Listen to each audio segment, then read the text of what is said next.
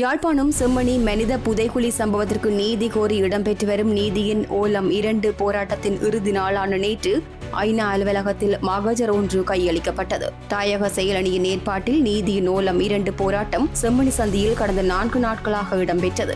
இறுதி நாளான நேற்று போராட்டத்தில் ஈடுபட்டவர்கள் யாழ்ப்பாணம் பொது நூலகத்திலிருந்து பேரணியாக ஐநா அலுவலகம் வரை சென்று ஐநா பிரதிநிதிகளிடம் மகஜர் ஒன்றை கையளித்தனர். இந்த போராட்டத்தில் பொது அமைப்புகளின் பிரதிநிதிகள், அரசியல் கட்சிகளின் பிரதிநிதிகள், பொதுமக்கள் என பலர் கலந்து கொண்டிருந்தனர். வடக்கு கிழக்கு தாயக உறவுகளே, இன்றைய தினம் செம்மணி மனித படுகொலை குறித்தும் மறுக்கப்பட்ட நீதிக்குமான அனைத்து வடக்கு கிழக்கு தாயக மக்களும் இணைந்து இன்று நடத்திய போராட்டத்தின் எதிரொலியாக இன்றைய தினம் யாழ் குடாநாட்டினுடைய பொது நூலகத்தில் இருந்து ஐக்கிய நாடுகள் உயர் ஸ்தானிகர் ஆலயத்தினுடைய வதிவீடு பிரதிநிதி வகிக்கின்ற இடம் நோக்கி இன்றைய தினம் மக்கள், பொது அமைப்புகள் அனைவரும் இணைந்து ஐக்கிய நாடுகள் மனித உரிமை சபை ஆணையாளருடைய ஐக்கிய நாடு மனித உரிமைகள் அலுவலகத்தினுடைய இடத்திலே இப்போது மகஜர் கையளிக்கப்பட்டு அந்த மகஜர் தொடர்பான ஊடக அறிக்கை இந்த போராட்டத்தினுடைய ஏற்பாட்டு குழுவினராகிய தாயக செயலணியினரால் வழங்கப்படுகின்றது. ஊடக அறிக்கை: தாயக செயலணி ஐக்கிய நாடுகள் மனித உரிமை சபையின் ஆணையாளர், ஐக்கிய நாடுகள் மனித உரிமை அலுவலகம், ஜெனீவா, சுவிட்சர்லாந்து, 17/8/2026 நீதியின் ஓலம் தொடர்பானது. தமிழ் மக்களின் நிரந்தர தீர்வுக்கு பன்னாட்டு சமூகத்தின் தலையீட்டை கோருகின்றோம். ஈழத் தமிழர்களாகிய நாம் மரபு வழி தாயகம், தேசியம், தன்னாட்சி உரிமைக்கு உரித்தான ஒரு தேசிய இனம் என்பதை மீண்டும் நீதியின் ஓலம் என்னும் கையெழுத்து போராட்டத்தின் ஊடாக உலகத்திற்கு பிரகடனப்படுத்துகின்றோம். வட்டுக்கோட்டை தீர்மானம், திம்பு கோட்பாடு என்பவற்றின் ஊடாக வரலாற்றில் தமிழ் மக்களின் அபிலாசைகள் கூட்டக பலமுறை வெளிப்படுத்தப்பட்ட போதிலும் ஈழத்தமிழர்களின் இனப்பிரச்சனைக்கு ஏற்றுக்கொள்ளத்தக்க நிரந்தரமான அரசியல் தீர்வை காண்பதற்காக மீண்டும் ஒரு தடவை எமது ஏகோபித்த மேற்படி வெளிப்படையான நிலைப்பாட்டினை வலியுறுத்தி தமிழ் மக்களாகிய நாங்கள் இங்கே கையொப்பமிட்டிருக்கின்றோம். வரலாற்று காலம் தொட்டு இலங்கை தீவில் தமிழர்களும் சிங்களவர்களும் இருவேறு தனித்தனி இராச்சியங்களை கொண்டிருந்தனர். பின்னர் காலனித்துவ ஆட்சியாளர்களின் நிர்வாக தேவைக்காக இரு இராச்சியங்களும் 1833ஆம் ஆண்டு இணைக்கப்பட்டது என்ற வரலாற்று உண்மையை முதலில் சிங்கள தேசத்துக்கும் சர்வதேசத்துக்கும் நினைவுபடுத்துகின்றோம். இந்த வரலாற்று உண்மையை முற்றாக புறக்கணித்து எண்ணிக்கையில் பெரும்பான்மை என்ற அடிப்படையில் தீவு முழுவதும் ஆட்சி அதிகாரங்கள் சிங்களவர்களிடம் 1948ஆம் ஆண்டு ஒப்படைக்கப்பட்டது. தமிழர் மீதான திட்டமிட்ட இன அழிப்புக்கு வித்திட்டது. அத்துடன் இலங்கை தீவில் மாறி மாறி ஆட்சிக்கு வந்த பௌத்த சிங்கள பேரினவாத அரசுகள் தமிழ் மக்களின் அகிம்சை வழியிலான சுதந்திர போராட்டங்களை இராணுவ பலத்தால் இரும்பு கரம் கொண்டு நசுக்கின. அதேவேளை சிங்கள பௌத்த இனவாத வன்முறை கும்பல்களின் வெறியாட்டத்துக்கு உறுதுணை வழங்கின.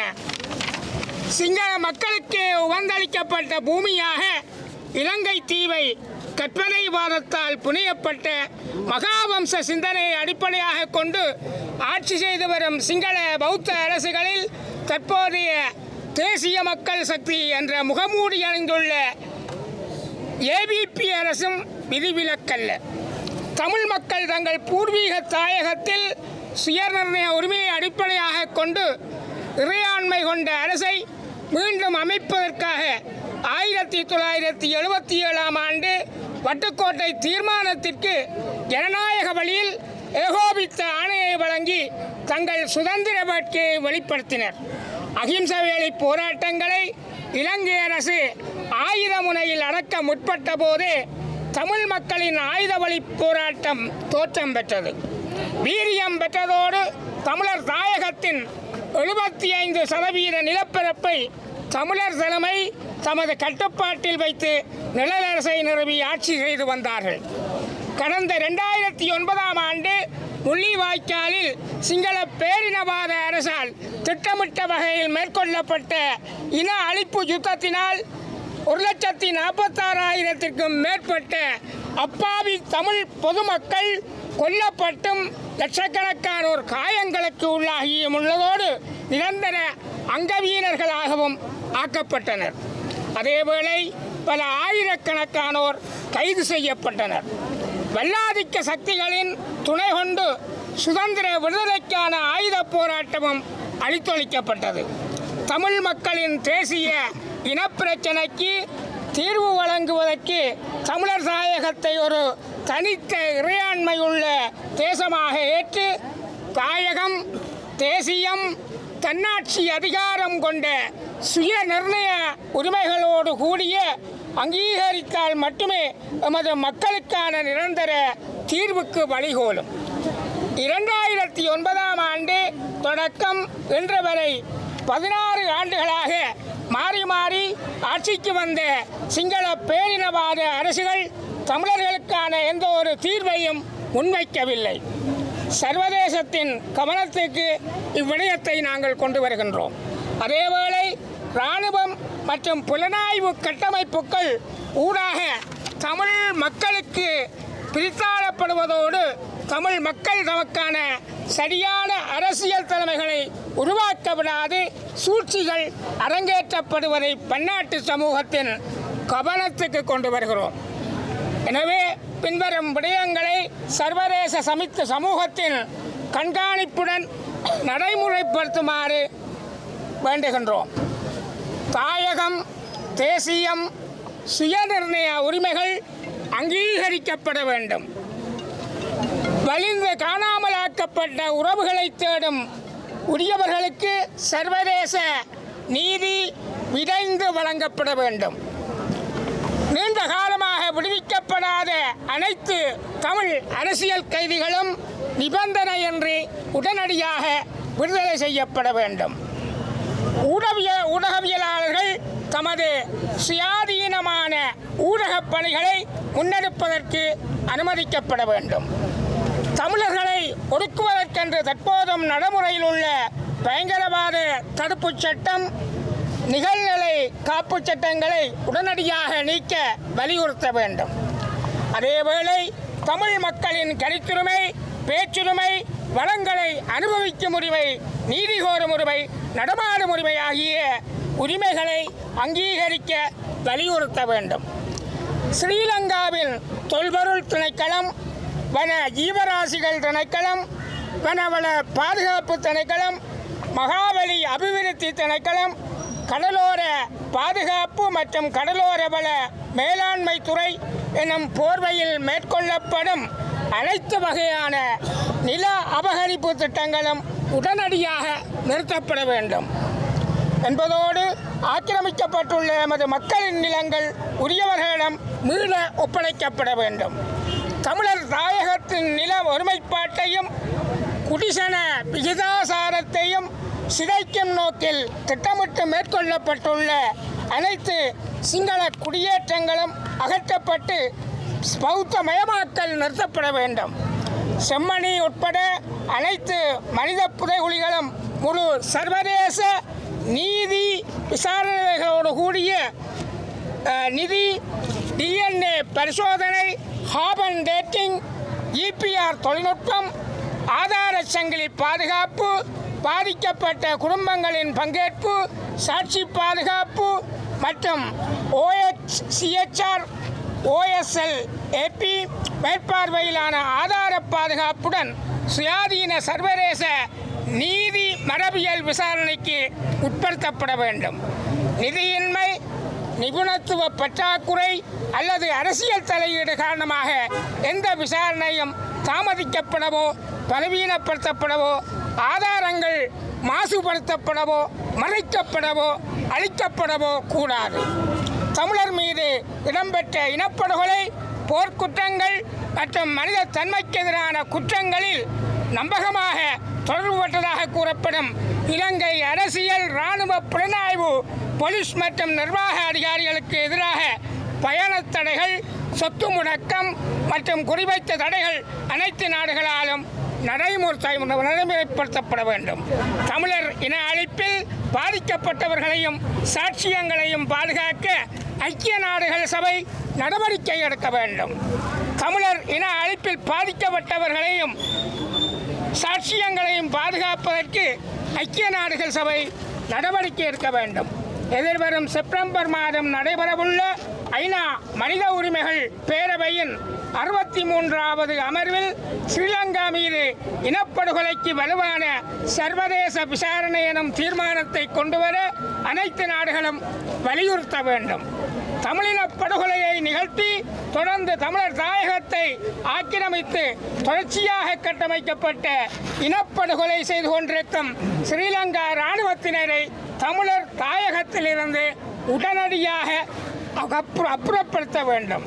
ஐநா மனித உரிமைகள் உயர் ஆணையாளர் அலுவலகத்தின் இலங்கை பொறுப்பு கூறல் திட்டமான OSLAP-யின் ஆணை, பல்லாண்டு நிதியொதுக்கீடு, நிபுணர் பணியாளர்கள், தொழில்நுட்பத்திறன் மற்றும் பாதுகாப்பான ஆதார பாதுகாப்பு செயற்பாடு தற்போதைய 2027 அறிக்கையிடல் சுழற்சிக்கு பின்வரும் நீட்டுடிக்கப்பட்ட வருத்தப்படப்பட வேண்டும்.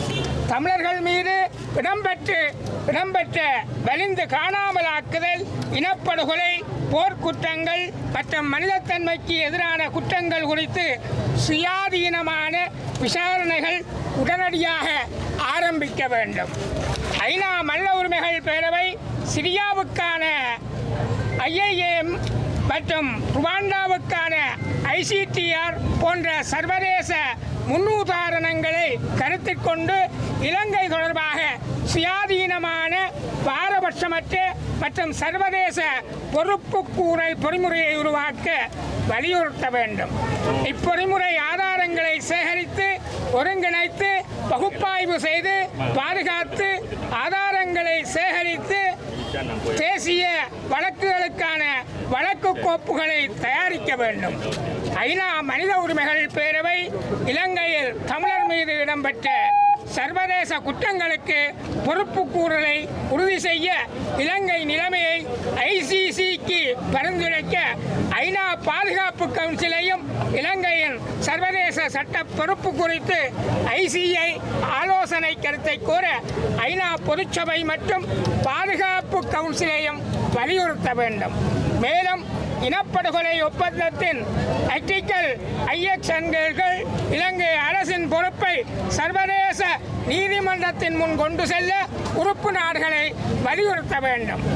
ஐநா மனித உரிமைகள் பேரவை உலகளாவிய குற்றவியல் நீதித்துறை அதிகார சட்டங்களை யுனிவர்சல் ஜஸ்டிஃபிகேஷன் கொண்ட உறுப்பு நாடுகளை தமிழர் மீது இடம்பெற்ற இனப்படுகொலை, போர்க்குற்றங்கள், மனித தொன்மைக்கு எதிராக குற்றங்கள், வலிந்து காணாமலாக்குதல் மற்றும் கட்டமைக்கப்பட்ட இன அழிப்புக்கு நம்பகமான குற்றச்சாட்டுகளின் அடிப்படையில் பொறுப்புடையதாக கருதப்படும். இலங்கை அரசியல், இராணுவ, புலனாய்வு, போலீஸ் மற்றும் நிர்வாக அதிகாரிகளுக்கு எதிராக தங்கள் தேசிய நீதிமன்றங்களில் குற்றவியல் விசாரணைகள் மற்றும் வழக்கு தொடர்புகளை ஆரம்பிக்க வலியுறுத்த வேண்டும். இவ்வழக்குகளில் OSLAP ஆதார களஞ்சியம் மற்றும் OHCHR பாதுகாப்பு ஆதாரங்கள் பயன்படுத்தப்பட வேண்டும். இலங்கையில் நிலையான அமைதி ஏற்படுவதற்கு ஈழத்தமிழரின் மரபுவழி தாயகம், தேசியம், சுயநிர்ணய உரிமை என்பன அங்கீகரிக்கப்பட வேண்டும். அனைத்துலக சமூகத்தின் கண்காணிப்பில் தமிழ் மக்களாகிய எமது தலைவிதியை நாமே தீர்மானிக்க, எம்மை நாமே ஆளக்கூடிய நிரந்தர தீர்வை பெற்றிட பொது வாக்கெடுப்பை நடைமுறைப்படுத்துமாறு இந்த பிரகடனத்தினூடாக அனைத்துலக சமூகத்தை அன்புரிமையோடு தாயக செயலணியினர் வேண்டி நிற்கின்றன. சமூக உரிமை இயக்கத்திலிருந்து சமூக உரிமை இயக்கத்தின் சார்பாக நாங்கள் தொடர்ச்சியாக செம்மணியில் கண்டெடுக்கப்பட்ட 564 மனித எண்புக்கூடுகளுக்குமான நீதி என்ன என்பதை கேள்வியாக இந்த அரசிடம் கேட்டுக்கொண்டிருக்கின்றோம். இந்த குறித்த மனித புதைகுழி இலங்கை முழுவதும் கண்டெடுக்கப்பட்ட ஏனைய மனித புதைகுழிகளிலிருந்து சற்றே வித்தியாசமானது. அதன் ஒரு காரணம் என்னவென்றால், இலங்கையின் இராணுவத்தைச் சேர்ந்த இராணுவ வீரர் ஒருவரால் நேரடியாக அடையாளம் காட்டப்பட்ட ஒரு புதைகுழி.